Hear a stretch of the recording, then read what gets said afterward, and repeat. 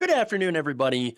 Welcome to the show, Logically Left. I am your host, Jeff Waldorf, and I have a lot of really interesting and fun stories today, including Elon Musk's FACEPLANT.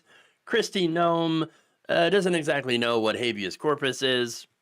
You think she would know, but since she is the Secretary of Homeland Security, but anyway, there's that. We have more stuff here as well, including a staffer that apparently leaked emails from the the National Intelligence Agency about how they were running cover for Donald Trump. So that's just a unsurprising story of how they're covering up. And it has to do, of course, with Venezuelan migrants. And then Trump, of course, getting mocked online on social media for saying that if you cut food stamps, you're actually going to have more food. It's really strange. And then, of course, there's the segment here where I'm pretty sure everybody's going to get mad at me for it. But Jerry Connelly, representative of Virginia, has passed away, and I have some thoughts on it. So, I mean, we'll just keep it at that. All right. That said, that is what I'm going to be talking about today. Plenty of fun and some controversy later on in the show. Before I dive in, please like and share the stream. Very important that you do so. Again, helps us out greatly. Consider becoming a channel member or a patron. In fact, I do want to thank a couple of channel members here.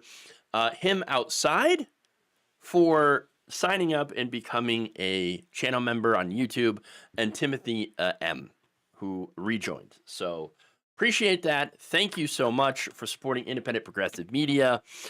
With that said, I suppose, before actually I do that, I do just want to let you know that it is confirmed that I will be on Leftist Mafia tomorrow night. So that should be a lot of fun. I will be joining the panel. It's going to be probably going to be a great discussion. So tune in for that. My inaugural debut on Leftist Mafia. So fun times. With that said, let's dive in, and we'll start out with Kristi Noem. I've been waiting to use that. Kristi creamed. All right. On Tuesday, Secretary of Homeland Security Kristi Noem embarrassed herself in front of members of Congress after being asked about habeas corpus. So, Secretary Noem, what is habeas corpus? Well, habeas corpus is a constitutional right that the president has to be able to remove people from this country and suspend their right to. Let me stop you, ma'am. Habeas corpus, excuse me, that's incorrect. President habeas Lincoln corpus, used it. Excuse me. Habeas corpus is the legal principle that requires that the government provide a public reason for detaining and imprisoning people. If not for that protection, the government could simply arrest people, including American citizens, and hold them indefinitely for no reason. Habeas corpus is the foundational right that separates free societies like America from police states like North Korea. As a senator from the Live Free or Die state, this matters a lot to me and my constituents and to all Americans. So, Secretary Noem, do you support the core protection that habeas corpus provides, that the government must provide a public reason in order to detain and imprison someone? Yeah, I support habeas corpus. I also recognize that the President of the United States has the authority under the Constitution to decide if it should be suspended or not. It has never Let us be clear, though, it has never been done. It has never been done without approval of Congress. Even Abraham Lincoln got retroactive approval from Congress. Oh, ouch. Oh, yes. No, I support it, except that I totally don't, because I'm going to give you something that is, wrong. I'm going to give you incorrect facts. And then, I'm going to look like a moron. Yeah, that's pretty much Kristi Noem. there. Look, you would think that the Secretary of Homeland Security would know what habeas corpus means and how fundamental it is to freedom and liberty. You know, the things that Republicans kept talking about ad nauseum that apparently Democrats were taking away. Turns out it's Republicans taking away projection. It always is. Okay. They never seem to actually believe in freedom and liberty. I guess only for them and their large corporate donors, of course. That said, all right, the Constitution's suspension clause, the second clause of Section 9, Article 1, states that habeas corpus shall not be suspended unless, in cases of rebellion or invasion, the public safety may require it. Now, are we in the midst of a rebellion? Not really. What about an invasion? Nope. Yeah, no. That is, of course, despite what Trump and MAGA claim about undocumented immigrants apparently constituting an invasion force. Really? Yeah. Calling this an invasion? Hyperbole. Okay, to the extreme. And of course, in pure MAGA fashion, they took that hyperbole and apparently they took it as fact, okay? And that's because they generally just don't like brown people. The Republican Party's racist. They believed in the white replacement conspiracy theory, which at its core, of course, is anti-Semitic, because who exactly would be importing the brown people? You know, they are. It's them. Okay, right. Look, drill down to the core of any right-wing conspiracy theory, and you end up with them pinning something on the Jews. It always happens. Always. But anyway, this is not the only video of Kristi Noem falling flat on her face.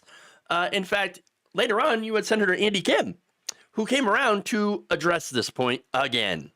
Can you confirm to us that you understand that any suspension of habeas corpus requires an act of Congress? President Lincoln executed habeas corpus in the past with retroactive action by Congress. I believe that any president that was able to do that in the past, it should be afforded to our current day president. This president has never said he's going to do this.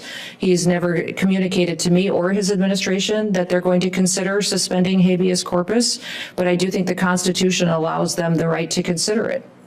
When we saw what happened with, how many times has habeas corpus been suspended in our country? Once that I know of. 4 times. For certain. I'm not certain if those were. The instance that you were referring to was one where the courts subsequently showed that Congress is the one that has the ability. Do you know what section of the Constitution the suspension clause of habeas corpus is in? I do not. No. Do you know which article it is in? No, I do not, sir. Okay, well, it is in Article 1. Do you know which branch of government Article 1 outlines the tasks and the responsibilities for? Yes. Which one? Congress. Yes. Oh, what was that? Congress, you say? Whoopsie. Whoopsie. Yes, it is Congress's job, not the job of the president, to suspend habeas corpus again in the event of rebellion or, invasion. So there you go. But look, I want to go back to what she said about Trump not saying that he was going to do something like this. Are you sure? Bro literally talked about being dictator for a day during the election. And you know how you become a dictator? You suspend habeas corpus. All right, that's one of the first things that you do. And look, to buttress that point, you had Stephen Miller, gobbles himself, all right, admitting that that's absolutely what they are trying to do. They're trying to do it right now, so yeah. So look, it shouldn't surprise anyone that either Noem does not know what habeas corpus is, or she's lying and putting out stupid, misleading answers because she knows that what she's doing and what she's saying is absolutely fundamentally wrong. Either way. It's not only an embarrassment on her part, because it is embarrassing, but I think it's part of an effort to strip American citizens of our fundamental rights and to hand it over to the Christo fascists. And if they manage to do that, to take away the fundamental right of habeas corpus, well, they're not going to give those rights back. And I think that, at the end of the day, should be the actual takeaway from this whole thing. Yeah. So there you go.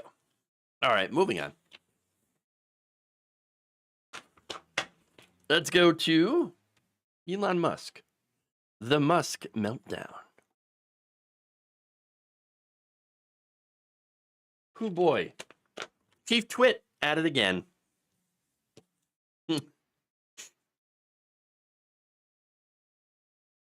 The Chief Twit, or First Buddy Elon Musk, whatever you want to call him, had a bit of a meltdown after being asked why Doge seems to have failed in their mission to save taxpayers $1 trillion in waste, fraud, and abuse.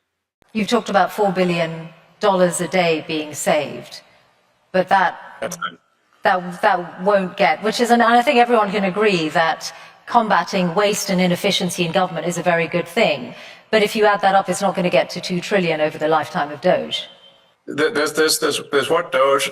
I mean, I feel you're somewhat trapped in the NPC dialogue tree of a traditional journalist. So it's difficult when I'm conversing with someone who's trapped in the dialogue tree of a conventional journalist, because it's like talking to a computer.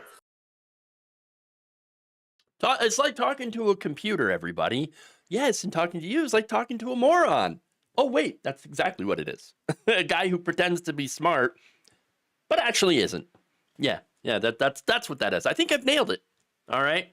How dare you, though, ask a logical question based on the things that I have actually said?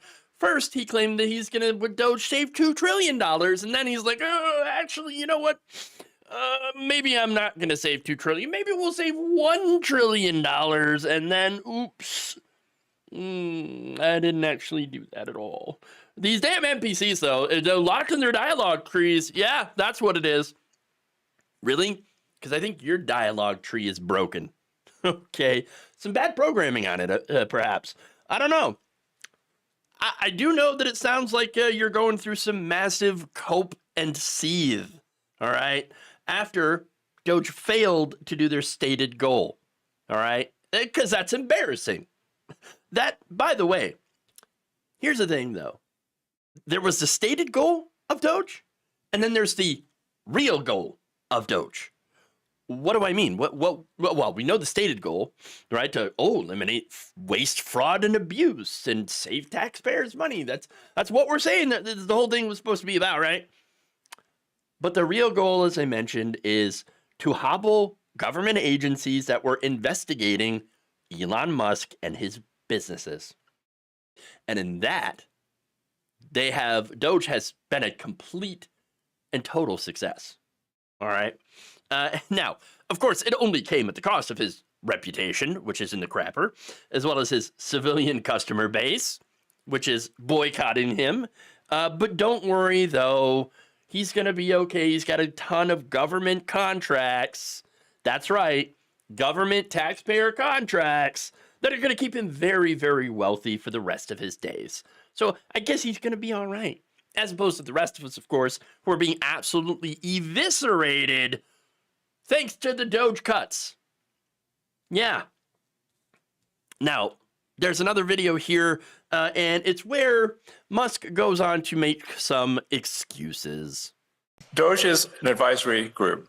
We are doing the best we can as an advisory group. The progress made thus far as an advisory group is excellent. I don't think any advisory group has done better in the history of advisory groups of the government.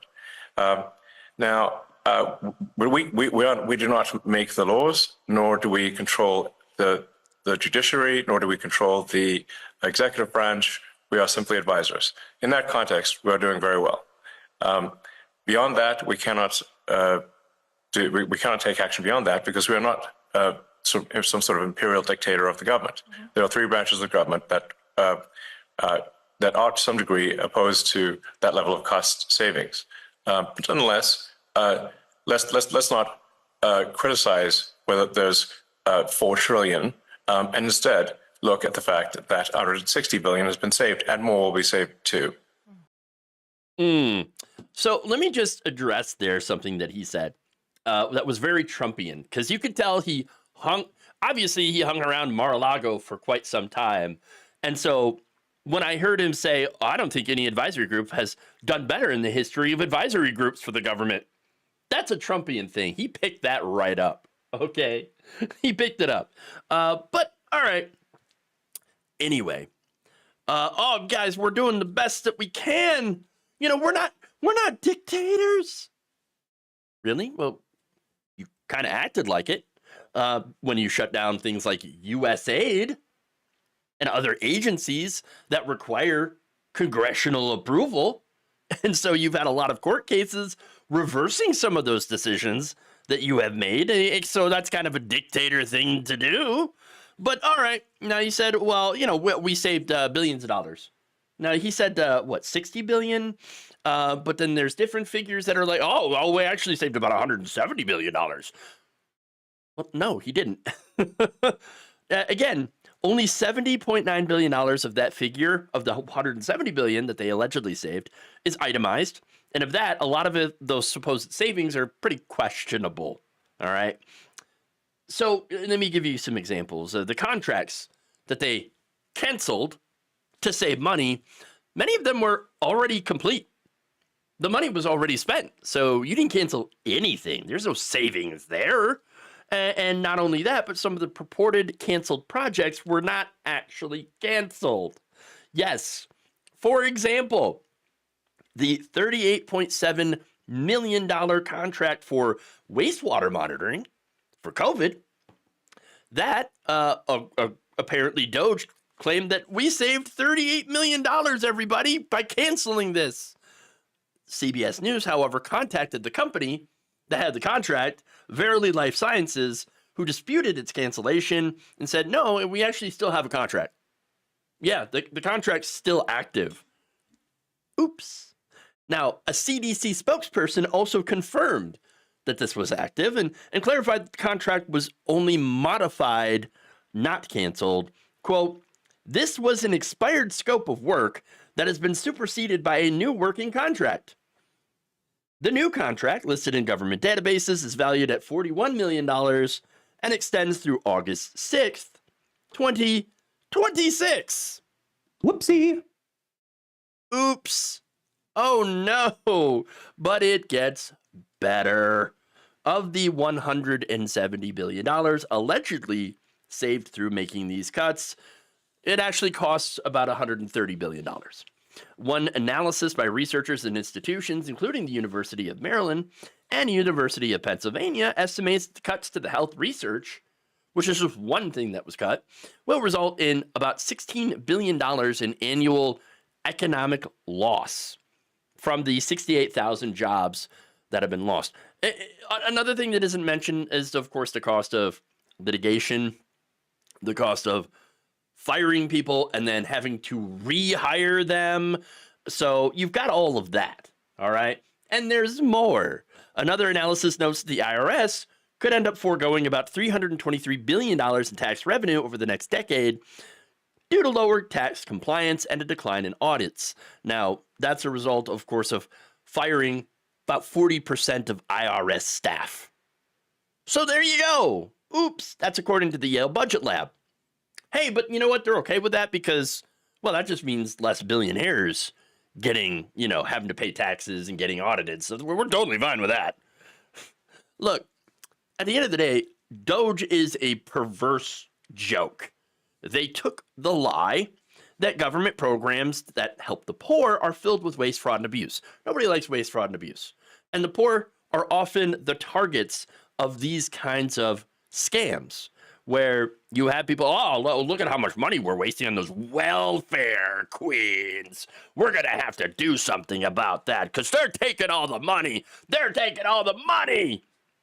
When in reality, it's giant corporations and people like Elon Musk that are taking the money.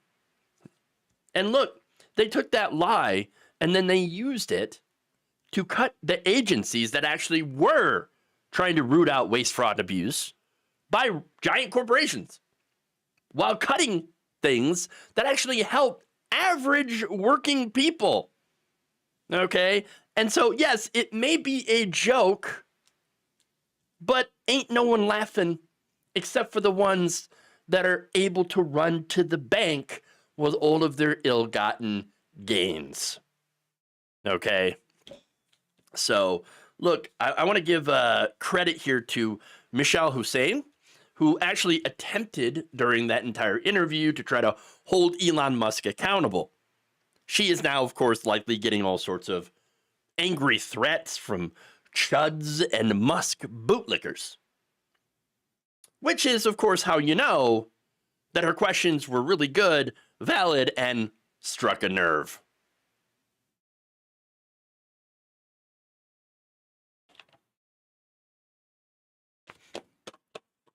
Okay. Moving on.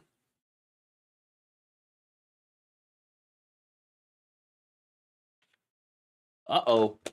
We got some leaking going on here. Wait, I thought they were cutting, trying to get rid of the leakers with all these insane things, like polygraph tests and stuff. No, turns out still got some leaks. Plenty of leaks. So many. It appears that the Trump administration continues to leak like a sieve. That's right. This time there are emails from the National Intelligence Agency from one of the staffers that ended up getting leaked somehow. Somebody's doing the leaking. And those emails have exposed how a top aide to National Intelligence Director Tulsi Gabbard actually ordered officials to rewrite a damaging intelligence assessment so it could not be used against President Trump. That's right. Joe Kent, the chief of staff to Gabbard, those emails were published by the New York Times on Tuesday. And that's just days after the newspaper reported that he had pressured officials to scrap a February 26th assessment that found that the Trump administration had absolutely no legal basis to deport Venezuelan migrants without due process. According to the Times, Kent pushed officials to edit the intelligence study about whether the administration could justify the deportation of Venezuelan migrants to El Salvador under the Alien Enemies Act by linking the Tren de Agua gang to the Venezuelan government. Just note that those two things are not connected at all. Okay, the Venezuelan government is not ordering this gang to do crime. Okay, and the original intelligence analysis backed that up.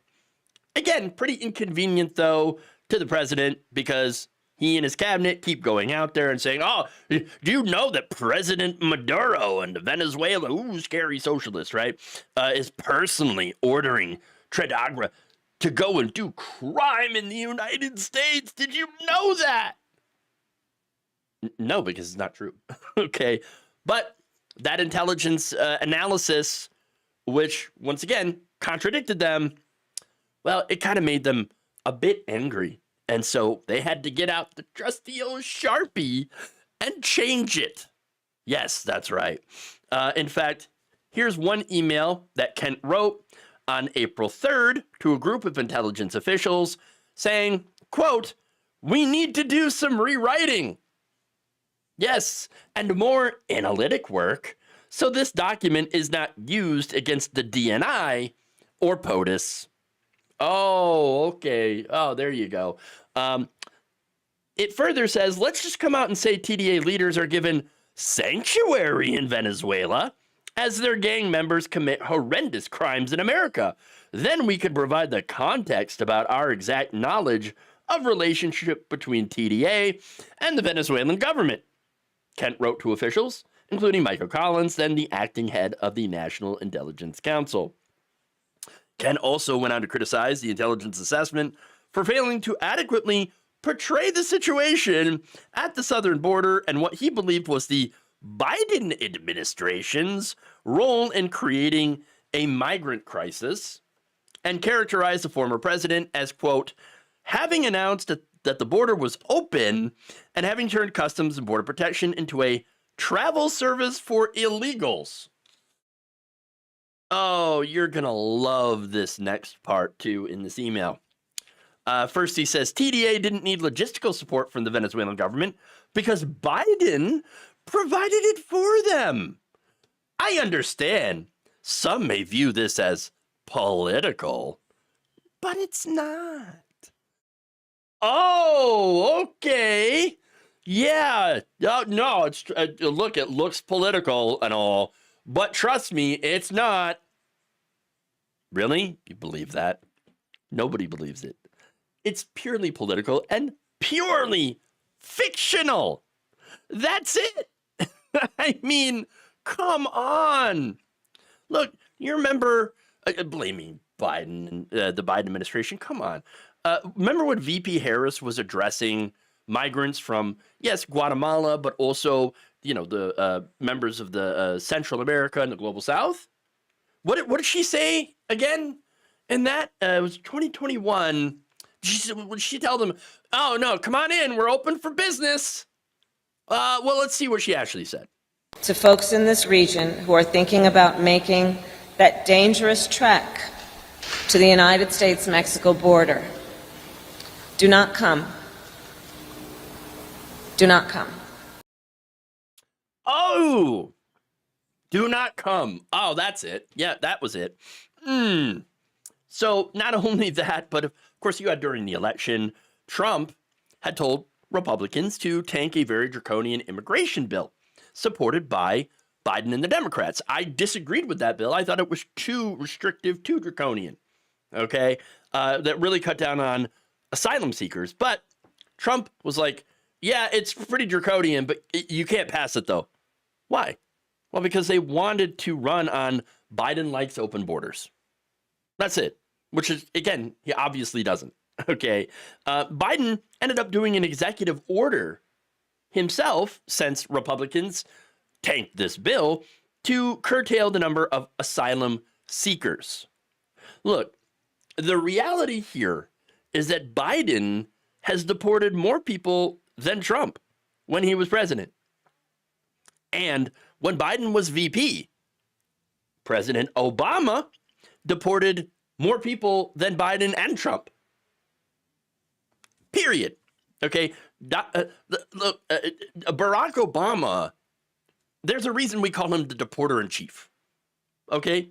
That's what he did. That was one of his big things, deporting a lot of people. So yes, Kent, this is 100% political on your part. All right. You are a liar, a gaslighter, and a right-wing stooge, and you should be ashamed of yourself. You've been busted editing memos and intelligence reports to erase reality. That's what you're doing. Look, those leaked emails have circulated within the intelligence community and have, quote, raised internal alarms about politicizing intelligence analysis. No kidding. No kidding. Look, this administration does nothing more than put out alternative facts, which are just lies. Okay? And they do so in order to, of course, justify doing their horrible policies. They have sent innocent people to a brutal concentration camp in El Salvador, trying to send them to Sudan. Okay? People have died as a result of these policies. They have blood on their hands. And now this guy was caught making propaganda to support Donald Trump. That's what they're doing. Okay? Now, will he be fired for this? No, probably not. Now, if anything, he might be given a better job. Okay? A higher position. But look, seriously though, I hope that someday these people who are actually doing the work, these are the staffers, okay, that they have chosen. They're doing the work of lying to the American people. I hope they get what's coming to them. Okay. And what I mean by that is investigations, hearings, and hopefully prison time.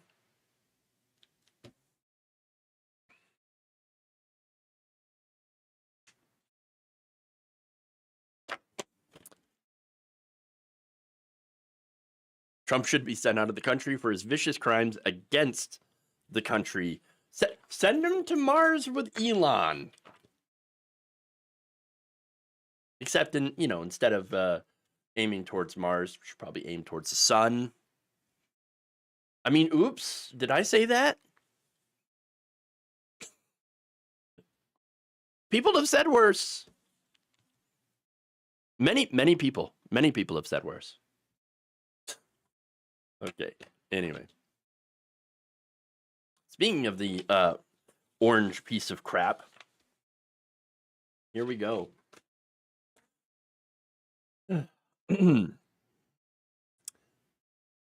Members of social media are mocking President Donald Trump for making the claim that his proposed $200+ billion cuts to the SNAP program, i.e.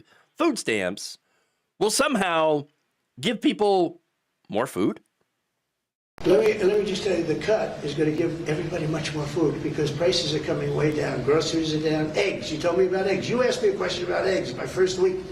You said eggs. I said, I just got here. Tell me about eggs. And it was going through the roof. You know that eggs now are way down. Everybody's buying eggs. Groceries down. Energy's down. Gasoline is now they're buying gasoline now for $1.99. If you look back, you'll see $3.50, $4. What gasoline? $1.99? Where? Where? The average is around $3.50 to about $4 a gallon. Okay, and again, it depends regional. Okay, on where you're at. So talking about gas, well, there's some gas lighting going on here. And this is a guy who doesn't shop for himself, though. Okay, and groceries. Well, I mean, there are lots of things that go into a bag. Yeah, that's what groceries are. What? Look, eggs. He talked about eggs, right? Obviously, he's wrong on that too. In March, the average price of a dozen eggs hit a record high of $6.22 a dozen. Okay, but that was March. I mean, it's May now, so where's it at? Well, in April, it went down to $5.12 an average, so it did go down in price. And in some places, they even went down to $3 a dozen. So, yeah, eggs, they did go down, but they're not way down, all right? And energy is not down. So the orange guy is basically full of crap, all right? And by the way, this is nothing that the Trump administration actually was doing. Yes, to lower the price of eggs.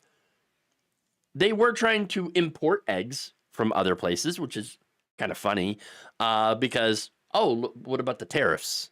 Oh, the tariffs are going to basically make it so that any savings from importing eggs from other countries, who are also being hit by bird flu, by the way, though that's going to increase the price of eggs. So really, you're not going to have that much in savings. Okay, but as I mentioned, the reason that eggs got expensive in the first place, bird flu. I know conservatives don't believe in bird flu. They don't believe in really anything, any science. Okay, so, but look, here's the thing. I'm not even sure if the CDC is tracking bird flu anymore. And if they are, they're definitely not saying anything about it. I mean, according to NPR, they're not tracking or at least communicating any outbreaks of anything. They're staying pretty quiet. Not good. Not good at all. All right. Many of the CDC's newsletters, according to NPR, have stopped being distributed. Workers at the CDC say health alerts about disease outbreaks previously sent to health professionals subscribed to the CDC's Health Alert Network haven't been dispatched since March. The agency's main social media channels have come under new ownership of the Department of Health and Human Services.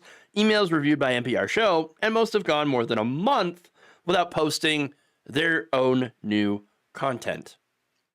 And according to one CDC worker, quote, we are functionally unable to operate communications. We feel like our hands are tied behind our backs. Well, yeah, that's, hey, you know what? If nobody knows about these outbreaks, and you can't really blame them on Trump, can you?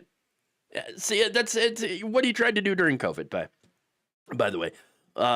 Just stop the count. Like, we don't need to actually go and catalog new cases of COVID. No, because if we don't do that, then the numbers don't go up.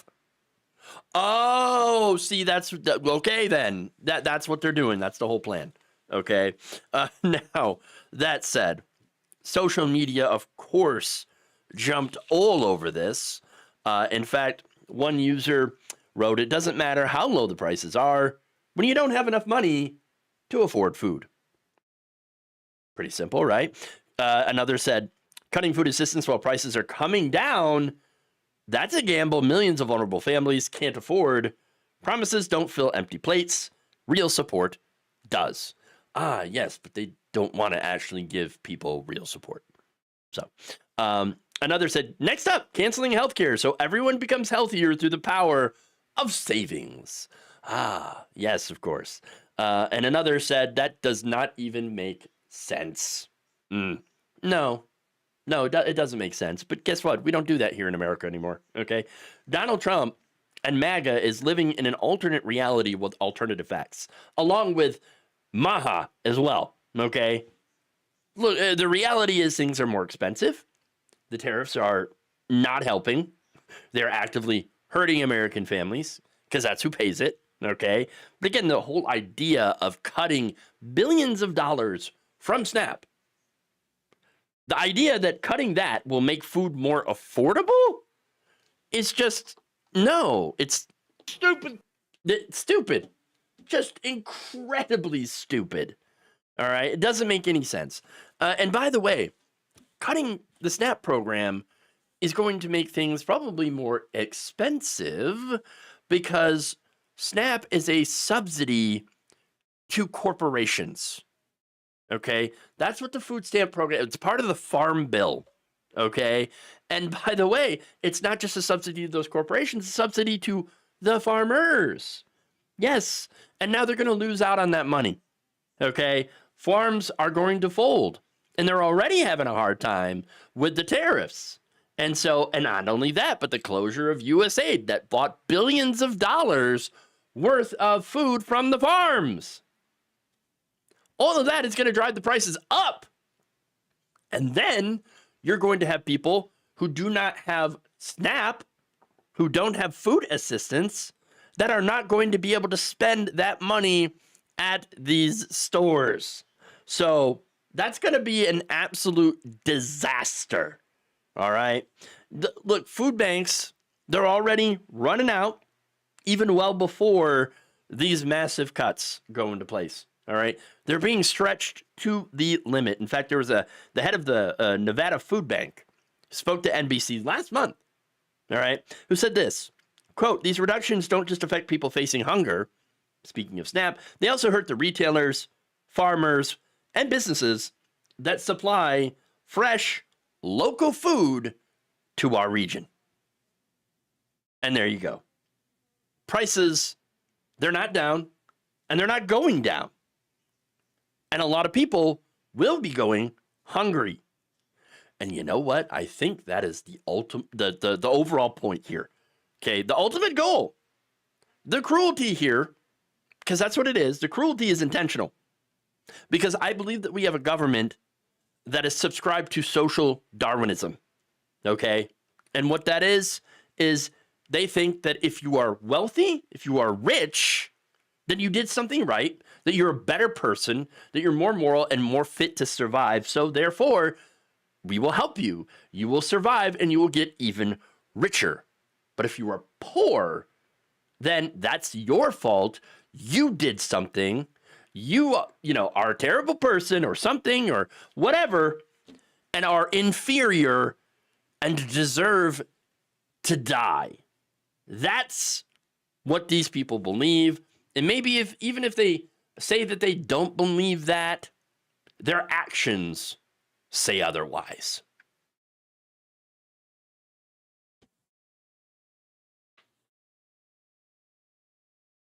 Okay. And there you go. Severe weather outbreaks will destroy crops as well. Yes, that is very, very, very true. Very true.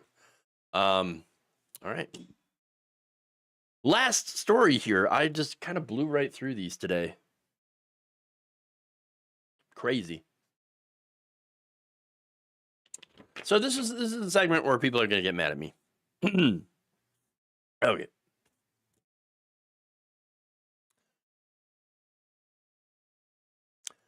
On Wednesday, it was reported that Democratic Representative Jerry Connelly of Virginia has passed away after his battle with cancer. Now, this is not exactly surprising. The type of cancer that he had, esophageal cancer, had a low survival rate. Okay, so look, it was very likely that, at least in my mind, that he was going to succumb to it. And, well, at some point he knew as well. And as a result, last month, Connelly had announced that he would not be seeking re-election in 2026 and would be stepping back from his role as the top Democrat on the House Oversight Committee. So that's what happened there. Now, according to Connelly's family, it is with immense sadness, this is a statement from them, that we share that our devoted and loving father, husband, brother, friend, and public servant, Congressman Gerald E. Connelly, passed away peacefully at his home this morning, surrounded by family. Connelly had represented Virginia's 11th congressional district since 2009. So, look, he's had a very long career in Congress, did a lot of things, and, some of those things were really good things, okay? Now, in an open letter he sent to his constituents when he stepped down or stepped back, he said that while the cancer was initially beaten back after some treatments, it had returned. So it was a pretty aggressive cancer. And so at the end of the day, he knew that his time was pretty limited. Okay. Now, look, the story is kind of personal for me because last month I lost my own father to cancer, leukemia specifically. So, of course, my thoughts go out to his family and his friends, and I understand the pain and the loss that they must feel because I am going through the same thing myself. Okay. Now, this is a part where some people are going to get mad at me. Okay. Why then, knowing this in his fight, which again is a very serious thing, you don't mess around with cancer. Why then, with him being in this position, would the Democratic Party put him on such an important committee during a very important, very dangerous Trump presidency that is meant to hold Republicans accountable? Why do that after this diagnosis?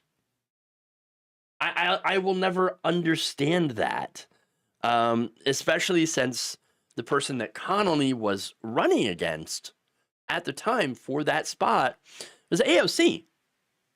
Alexandria Ocasio-Cortez is young, healthy, she's smart, and she's pretty progressive. Okay? And so, well, honestly, in my view, that's probably why she was not picked, because she was progressive. Representative Nancy Pelosi did not want her in that position. For whatever reason. Again, I think it's because she's progressive. Instead, she wanted Connelly. And so did the rest of the Democratic establishment, who decided to put seniority above everything else. Okay? And so that to me, this illustrates a big problem with the Democratic Party. They would rather choose people who are literally dying than to actually fill these places with young progressives. Okay? And that's why, this is why I back David Hogg. Okay? Because he's right. He was right. We need younger leadership. And I'm not saying that, David Hogg is like some wild-eyed lefty He's just somebody who sees the gerontocracy and goes, maybe we ought to invest in younger leadership. Maybe we ought to do that. We ought to do something a little bit different. Because again, the Democratic Party's big problem is that they are filled with people that refuse to know when their time is up, to know when to pass the baton to the next younger generation. They have had a problem with wanting to have people in their party, the establishment, stay in office until they literally die. They would rather have that, die in office, than hand over power to the next younger generation of Democrats. And so that is the issue, okay? And it's, look, Connelly is the 6th Democrat to die in office in the past 13 months, okay? Representative Sylvester Turner of Texas died on March 4th. Representative Raul Grijalva of Arizona died on March 13th, okay? Representative Bill Pascrell of New Jersey died after weeks of respiratory issues in August of 2024. Sheila Jackson Lee of Texas died of pancreatic cancer on July 19th, 2024. And Representative Donald Payne Jr. of New Jersey died of unknown health reasons on April 24th, 2024. All of them were 60 plus, at least. Okay. Donald Payne Jr. was actually the youngest there at 65. Okay. And so you do have this issue here with older Democrats staying in these positions of power and then dying in office. And that's it.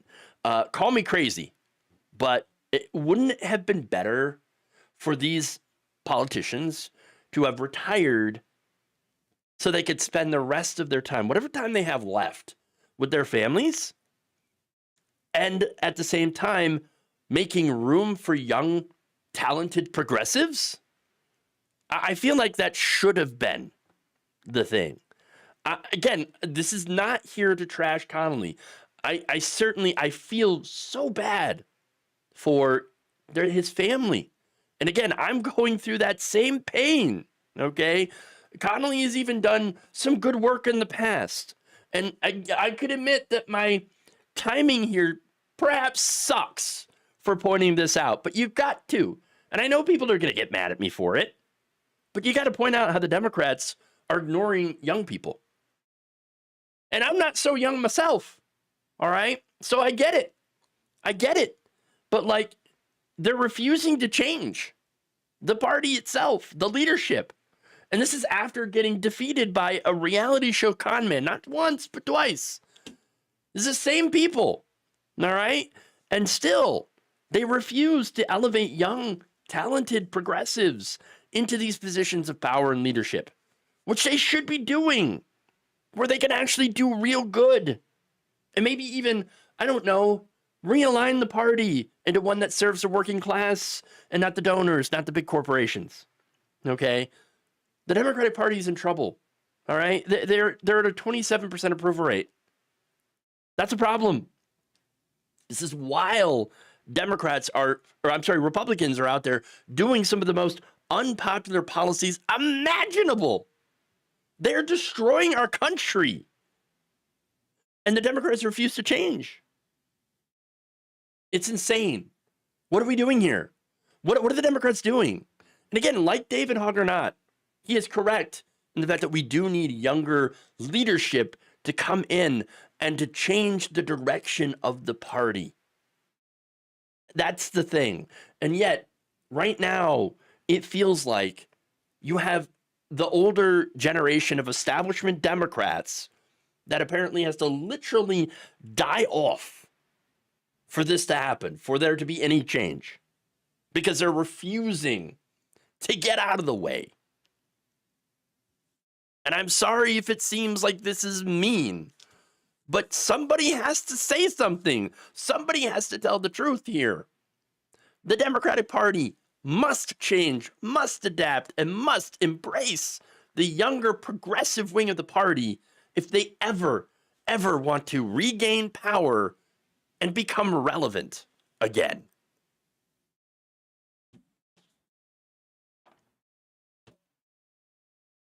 Okay. Whew. And there we go. That's a nice photo though. Like, again, reminds me of my dad because he loved animals, so dogs and stuff. So yeah, it's a tough segment to talk about, tough thing to talk about, but it is something that really, if you care about the future of our country, you have to talk about, you have to address head on. And look, and some people might point out too, like, oh, well, Bernie Sanders is old. Yeah, I know. And he's going to retire. He's not running for re-election again, okay? Bernie Sanders knows when the time is up, when the time to pass the baton is, and I believe that he is passing it to Representative Alexander Ocasio-Cortez. So, there you go.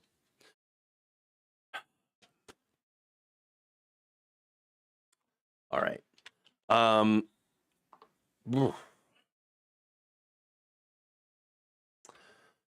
Jedi Protector with a very, very kind super chat here says Trump and his followers will never do the hard work needed to make their easy lives easy. When all the poor people they hate die off, no one will be around to pick their foods, drive them around, and serve them. That is a good point, but let me tell you what. One thing I know about fascists, they're really stupid. They're not smart people and don't realize this. Stupid. All right. And maybe they will, they think that, oh, that's okay. Yes, some people will die, but I can enslave the others. I can enslave the survivors and make them work for me for very, very little or free. Okay. And so everything will work out for me. That'll be fine. But no, it never quite works out like that. So anyway. Trump was put in power as a puppet. I mean, they'll let him get rich while the architects of Project 2025 can do the real damage and overhaul the government in not a good way.